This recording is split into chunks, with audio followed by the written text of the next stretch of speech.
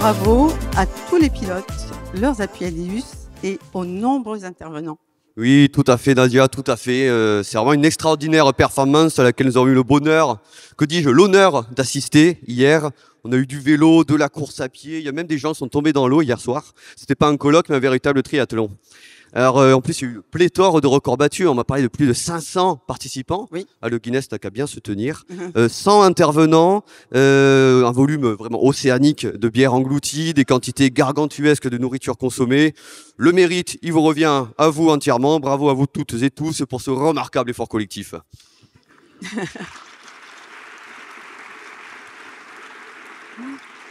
Alors, pour rendre hommage à cette immense somme de travail, nous allons prendre encore quelques minutes pour en dire un peu plus.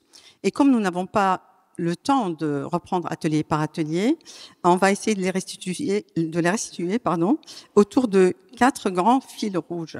Alors, le premier fil rouge relie les ateliers 1, 2, 8 et 12, qui ont tous exploré les canaux sous des angles complémentaires. Les canaux comme des espaces de vie pour tous les vivants et des lieux multi-usages pour les habitants, notamment pour la pratique du sport en ville. Les canaux comme support d'aménagement de l'espace, comme moyen de reconnexion des territoires avec leur paysage aquatique, et enfin comme support de production d'énergie. Et pour les 4 ateliers, les 2 grandes questions qui se sont posées, c'est d'abord comment préserver ces écosystèmes, voire développer leur potentiel dans un contexte de changement climatique. La deuxième question, c'était comment concilier les usages et les besoins entre les besoins anthropiques et les besoins pour tous les vivants. Et oui, Nadia, ce sont de très bonnes questions que tu poses ici. Mais avant d'y répondre, je vous invite à faire un petit recul historique. Moi, je peux pas faire, j'ai un banc derrière, donc si je le fais, je tombe. Rappelons ainsi que l'eau a été donc fait avant tout dans une approche anthropocentrée pour répondre aux impératifs de développement humain. Nous avons domestiqué l'eau dès les débuts de l'agriculture avec l'irrigation. Nous avons ensuite canalisé les cours d'eau, creusé des canaux entre les fleuves pour absorber nos besoins en mobilité, en échanges commerciaux et industriels. Et aujourd'hui, en production d'énergie renouvelable et même en loisirs, hashtag Fnotting. Mais voilà, finalement, là où l'eau a été laissée à son libre cours, c'est finalement là où l'homme a décrété ne pas en avoir besoin. Mais si historiquement les villes ont façonné l'eau, aujourd'hui on cherche à inverser le rapport. On pense l'urbanisme selon l'eau, on lui rend de sa splendeur, là où autrefois elle était occultée. Il faut en somme recomposer avec ses autres usages non humains. Absolument, Antoine. Et justement, pour développer des idées dans ce sens, les participants à ces ateliers sont partis hier à vélo, à pied et même en footing. Et donc, ils ont pu prendre connaissance de récits d'habitants, de témoignages d'associations d'usagers, d'éclairages d'élus, d'experts. Et ils ont cherché à esquisser ensemble des visions autour aussi de solutions concrètes qui permettent de concilier besoins du vivant et usage anthropique. À titre d'exemple, je vois Brice, la présence d'une passe à poissons qui vise à rétablir la continuité écologique du Rhin est une de ces solutions pour une gestion intégrée de l'eau conciliant production d'énergie, préservation de la biodiversité et adaptation au changement climatique. Encore un exemple, hier, le long du canal de la Bruche, on a réfléchi sur un projet de rénovation d'une maison éclusière qui pourrait permettre des multi-usages. Réparation vélo, atelier photo, mais aussi une maison de l'éducation ou encore une maison sur le cycle de l'eau. Et enfin, à Mulhouse, le réaménagement des berges de l'île profite aussi à la biodiversité et, m'a-t-on dit, même au retour des castors. Mais non. Aussi. Donc, incroyable. Plein d'idées, mais on va passer au deuxième fil rouge, qui relie cette fois-ci les ateliers 3, 5 et 10 autour de la problématique de l'urbanisme et de la santé, et qui a été exploré par 2 approches complémentaires. Alors, d'abord, un examen global de la question de la gestion des eaux, pour assurer la qualité d'une ressource qu'on sait déterminante pour notre santé. Et d'autre part, 2 ateliers ont fait 2 focales plus resserrées sur la concurrence des usages avec les activités agricoles, les pratiques agricoles et les activités industrielles liées au port. Et on sait que ces concurrences d'usage portent un risque, évidemment, sur l'eau. Et maintenant, Antoine, la grande question est de savoir comment préserver la ressource en eau dans ce contexte, ainsi que son accès, son rôle dans le bien-être et la santé. C'est une très très bonne question, ça, Nadia, et vraiment, je te remercie du fond du cœur de l'avoir posée. Et Je dois répondre. Ben oui. Ah, mais j'en sais rien, moi. Non, mais parce que, je sais pas, entre le plastique, les PFAS, les perturbateurs endocriniens, les pesticides, les engrais azotés et phosphorés, les conflits d'usage, les champs de maïs arrosés en plein cagnard, les sécheresses, les besoins en eau pour les centrales hydroélectriques, le refroidissement des centrales, comment elles s'appellent, nucléaires, c'est ça, et les data centers, le tout dans une destruction systématique et organisée de la biodiversité. Moi, j'arrive pas à sortir la tête de l'eau. Merci. Merci, public.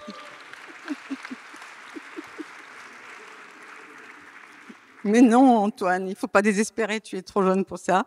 Il y a quand même des pistes de réponse que nos ateliers ont creusées. C'est vrai? Ben oui. Dans l'atelier 3, par exemple, on a appréhendé le concept d'urbanisme favorable à la santé par un atelier participatif pour partager des solutions pour agir en cas de dégradation de l'eau potable. Et parmi ces solutions, un cas très concret d'une collectivité belfortaine qu'on remercie, qui met à disposition des agriculteurs concernés par un captage d'eau un outil agricole. Mais non. Eh bien, cela a déjà fait ses preuves avec une réduction de 70% des phytosanitaires sur le maïs sans perte de rendement. Mais c'est pas possible. Ah si, Mais comment absolument. font-ils? Je peux aller les voir après. Je dirais. Et dans l'atelier 10, on a mis en miroir la plaine de Caen et la plaine d'Alsace, rien que ça, afin d'échanger les expériences et les pratiques. Et Alsaciens et Normands conviennent qui sont confrontés au même problème et ont partagé 2 leviers pour agir. D'abord, toujours prioriser les solutions fondées sur la nature et ensuite raisonner à l'échelle des filières et pas seulement en termes de pratiques de production. Tu vois, un tas d'idées, un tas de solutions, mais on va s'arrêter là pour passer à notre 3e fil rouge qui relie cette fois-ci les ateliers 6, 7 et 9 et porte sur la dimension risque de l'eau. C'est un peu fade, ça, comme titre, non? Ah bon? Oui, oui, je sais pas. Moi, j'aurais plutôt dit la face obscure de l'eau, tu sais, avec la musique. Ta, ta, ta, ta, ta. Enfin, voilà. Ouais. Je suis ta mère. Enfin, voilà, tout ça. Merci. Merci, public. Parce que l'eau, on l'a dit, elle est fondamentale à la richesse des civilisations. On peut citer les cités mésopotamiennes, Venise, ou en passant, bon, évidemment, par l'Égypte, ou encore. Mais c'est aussi une menace existentielle. C'est par le déluge que les dieux sumériens, puis Yahvé, décident de punir une humanité corrompue et violente. C'est sous la mer que Zeus scella le destin d'une Atlantide devenue trop belliqueuse. C'est dans l'océan, souillé par la radioactivité des bombes atomiques de Hiroshima et Nagasaki, qu'est né Godzilla. Oui, ces mythes fondateurs, ils se rappellent à nous, à l'aune du changement climatique. L'eau qui nous semblait si maîtrisable, éternelle et infinie, devient désormais intermittente, imprévisible et furieuse. Certes.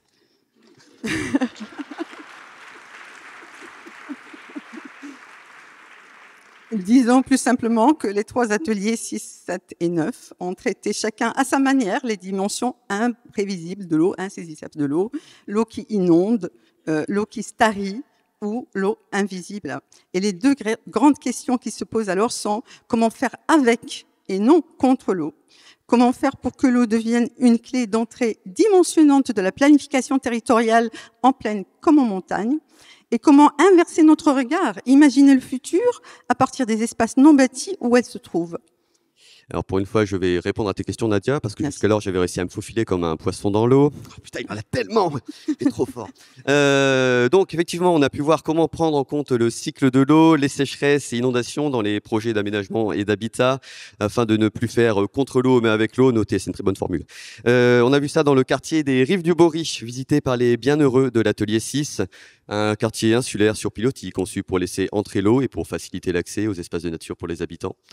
Dans la vallée de la Bruche, sillonnée par l'atelier 7, lors de leur jeu de piste, on anticipe la raréfaction de la ressource en eau. On a vu comment éviter qu'elle s'écoule trop vite, comment concevoir des projets urbains à l'empreinte hydrique minimale. Et les plus mystiques d'entre nous, qui ont participé à l'atelier 9, ils auront même pu apercevoir les chanceux l'eau invisible. Moi, je m'échappe toujours, mais eux, ils l'ont vu.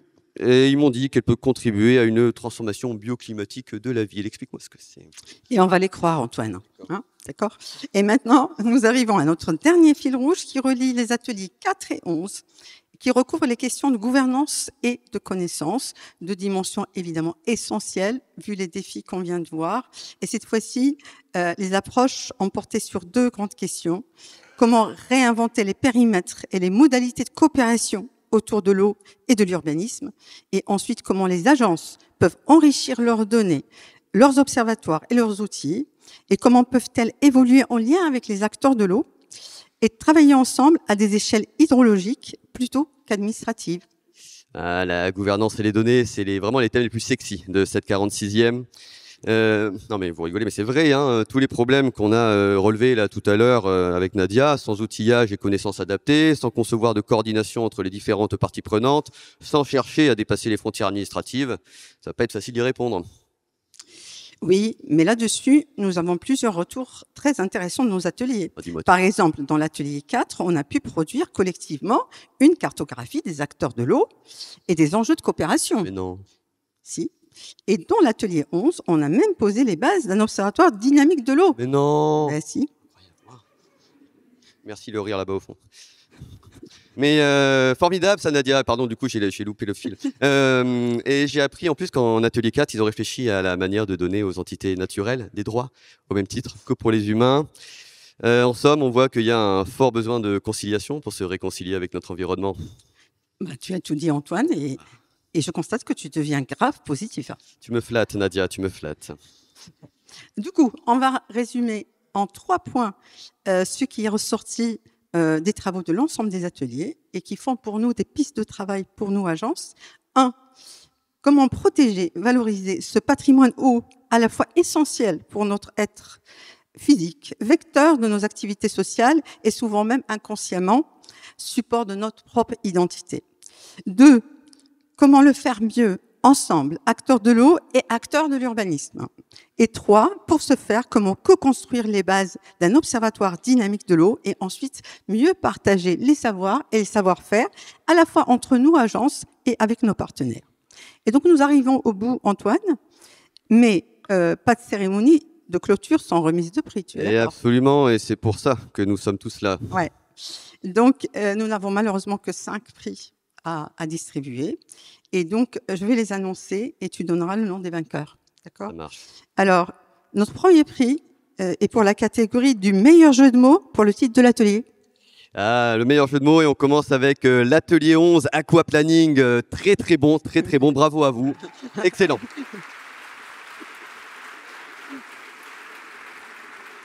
En deuxième, on retrouve l'atelier 8, un même courant pour tous.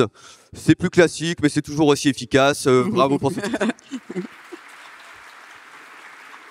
Et enfin, l'atelier 7 avec l'eau de là-haut, même si on récompense ici plutôt l'aspect poétique que drôle. Hein. Bravo à vous pour vos 4 étoiles Télérama.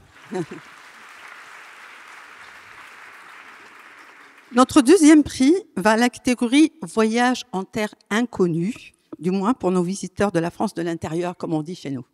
Oui, on remercie du coup Frédéric Lopez pour son inestimable contribution. On retrouve en premier du coup l'atelier 10, l'eau nourricière qui s'est rendue à Truchtersheim. Bravo à vous. Très très audacieux.